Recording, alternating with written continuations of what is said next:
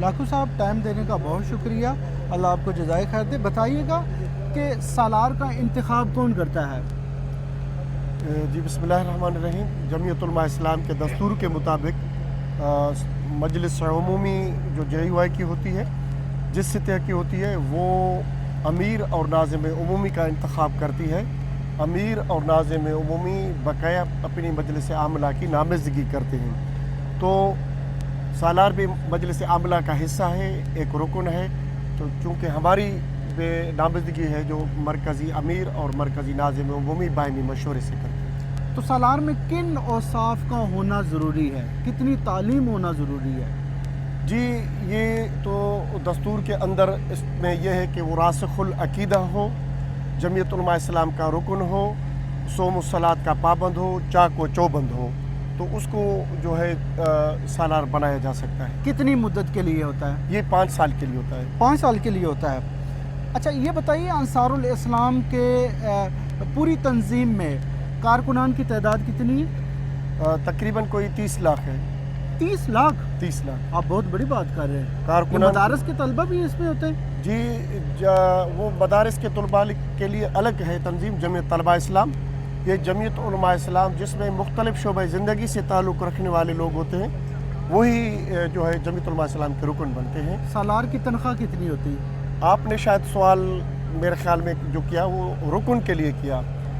ہمارے نظم کی اگر بات کریں گے تو ہمارے تنظیم انصار الاسلام جو جمعیت علماء اسلام کا ایک شعبہ ہے، اس شعبے کے اندر اس نظم کے ماتحت 1 لاکھ باوردی رضاکار ہیں۔ اچھا اچھا۔ سالار کے بعد اور کون سا عہدہ اہم ہے؟ جی سالار ہمارا ایک نظم ہے جو جمعیت علماء اسلام کے شعبہ جات جتنے ہیں، مثلا شعبہ مالیات، شعبہ اطلاعات و نشریات، اس طرح شعبہ انصار الاسلام ہے، جس کا کام ملک کے اندر سماجی فلاحی کام کرنا اور جماعتی پروگرام کا نظم و نسق سنبھالنا۔ تو یہ ہمارا ایک نظم و نسق ہے جس کے اندر کم از کم ایک یونٹ کی سطح پر ہمارے 10 رضاکار ہوتے ہیں اور 1 سالار ہوتا ہے جو اس کا بوس ہوتا ہے۔ یہ آزادی مارچ کے دوران سالار کا نام پورے ملک میں پھیل گیا، ایک جماعت کے لیے نیک نامی کا ذریعہ بھی بنا، بالخصوص جب لاہور میں آپ لوگ پہنچے۔ احتجاجی جلسے کے دوران میٹرو کا چلنا اور ایمبولینس کو راستہ دینا، تو آپ کے احساسات کیا ہیں؟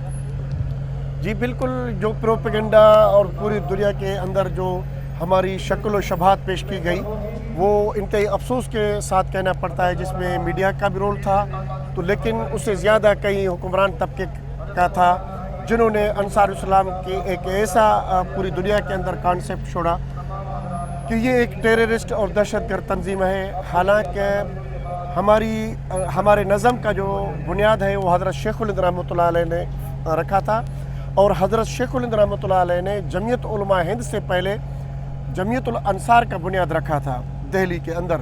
اس کے بعد جب انگریز نے جمعیت الانصار پر پابندی لگائی تو پھر جنود ربانی کا بنیاد مولانا عبید اللہ سندھی، مولانا ابوالکلام آزاد نے رکھا تھا۔ تو وہی تسلسل 100 سال سے ہمارا آ رہا ہے۔ جب سے جمعیت علماء اسلام کا بنیاد پڑا تو پہلے دن انصار الاسلام جو ہے اس کا ایک شعبے کے طور پر رکھا گیا، جن کو ملک کے اندر کئی قدرتی آفت آ جائے تو وہاں جا کر وہ زلزلہ ہے، سیلاب ہے، آگ لگ جاتی ہے، ایکسیڈنٹ ہو جاتا ہے، تو ہمارے رضاکار جا کر وہاں امدادی کام کرتے ہیں۔ انصار الاسلام کے کارکنان کے لیے کس قدر ٹریننگ کرنا لازمی ہوتا ہے؟ ظاہر بات ہے کہ ہمارے ملک کے اندر ہر آئے دن بم بلاسٹ ہوتے ہیں، خودکش حملے ہوتے ہیں۔ خود ہماری قیادت پہ جو 4 مرتبہ خودکش حملے ہوئے ہیں۔ مولانا صاحب پر کوٹیا پر حملہ ہوا۔ جب مولانا صاحب پر کوٹیا پر حملہ ہوتا ہے تو میں کسی سرکاری اہلکار کا لاش ادھر سے نہیں اٹھاتا ہوں، اپنے سالاروں اور اپنے رضاکاروں کا خون میں لت پت لاشوں کو اٹھاتا ہوں۔ جب حیدری صاحب پر مستونگ میں حملہ ہوتا ہے تو اس وقت بھی ہمارے سالار قربانی دیتے ہیں۔ 6 سالار ہمارے شہید ہوئے اور کئی 30 سے زیادہ ہمارے رضاکار زخمی ہوئے۔ تو الحمدللہ ہمارے سالار اور رضاکار نے جب بھی قیادت پر اس طرح کے برے دن آئے ہیں تو اپنا خون دے کر اپنی قیادت کی اور عوام کی حفاظت کی ہے۔ مخالفین اور ناقدین تو یہ کہتے ہیں کہ سالار آپ کے جو تنظیم کے کارکنان ہیں وہ ڈنڈا بردار فورس ہے، تو مخالفین کو کیا پیغام دیں گے؟ اصل میں اگر یہی ڈنڈی ایس پی اٹھائے تو اس کو چھڑی کہتے ہیں، اور اگر ہم اٹھائیں تو اس کو وہ ڈنڈے کی شکل دیتے ہیں۔ حالانکہ آپ خود اس چیز سے اندازہ کریں، جب کوئی لکڑی 2.5 فٹ کی ہوتی ہے تو اس کو ڈنڈا نہیں کہا جاتا ہے، اس کو ڈنڈی ہی کہا جاتا ہے یا چھڑی کہا جاتا ہے۔ لیکن اسلام آباد کے اندر جو ایک پھیلایا گیا تاثر ہمارے لیے کہ کراچی سے ڈنڈا بردار آ رہے ہیں، اسلام آباد کا نظام تہس اور نہس کریں گے، میں آپ کو چیلنج کرتا ہوں کہ آپ پوری پنڈال میں جا سکتے ہیں، تقریباً 15 لاکھ سے زیادہ لوگ یہاں پر موجود ہیں۔ کوئی بھی اگر کوئی یہ کہے کہ ایک ڈنڈی جو ہے انصار اسلام کی ہمیں لگی ہے اور یہ خون ہم سے بہا ہے، بلکہ کئی خاتون اینکرز آئی ہیں ہمارے اس پروگرام میں، ہم ہر ایک کو عزت کے ساتھ راستہ دیتے ہیں اور اس کو ان کی منزل تک پہنچاتے ہیں۔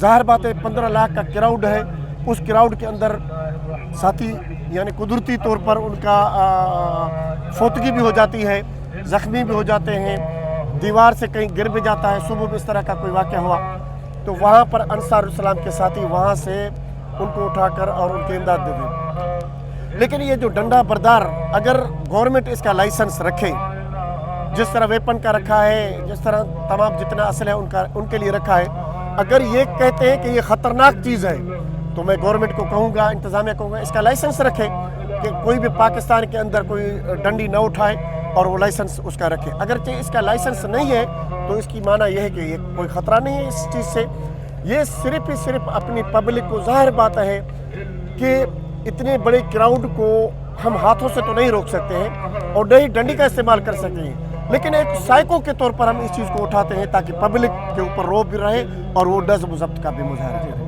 آخری سوال ہے، اپنے کارکنان کو اور رضاکاروں کو کیا نصیحت کرنا چاہیں گے، کیا پیغام دینا چاہیں گے؟ دیکھیے کہ بیسیکلی جو چیز ہے وہ ہے اخلاص، للہیت۔ یہی چیز اگر ہمارے سرکاری اہلکاروں میں آ جائے تو میں سمجھتا ہوں کہ ملک کا پورا نظام جو ہے وہ صحیح ہو سکتا ہے۔ آپ اپنے رضاکاروں کو وہ صحیح نظام ہو سکتا ہے۔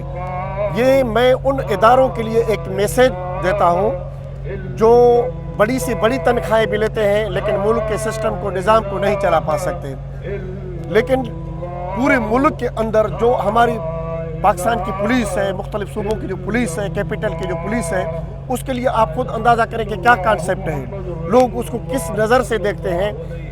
کرپٹر، کرمنل، ہر معاملات وہیں پر آپ کو ملیں گے، لیکن ہمارے رضاکار انتہائی پرامن کراچی سے چلے ہیں، 8واں دن ہے اور 8 دن کے اندر پورے ملک سے یہ قافلہ گزر کر آیا ہے۔ کوئی کوٹیا چمن سے آیا ہے، کوئی پشاور لنڈی کوتل سے آیا ہے، کوئی گلگت بلتستان سے آیا ہے، کوئی کراچی سے آیا ہے۔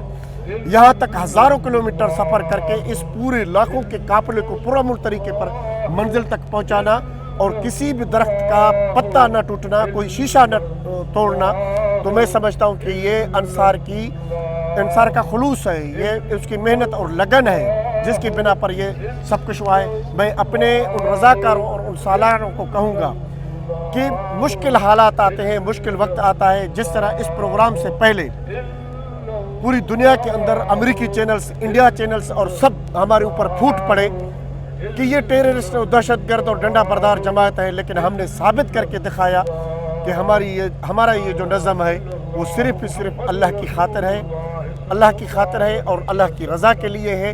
میں اپنے رضاکاروں کو کہوں گا کہ حضرت شیخ الہند رحمہ اللہ کے اسی تسلسل کو برقرار رکھتے ہوئے آگے بڑھیں۔ بہت شکریہ آپ کا ٹائم دینے کا، بہت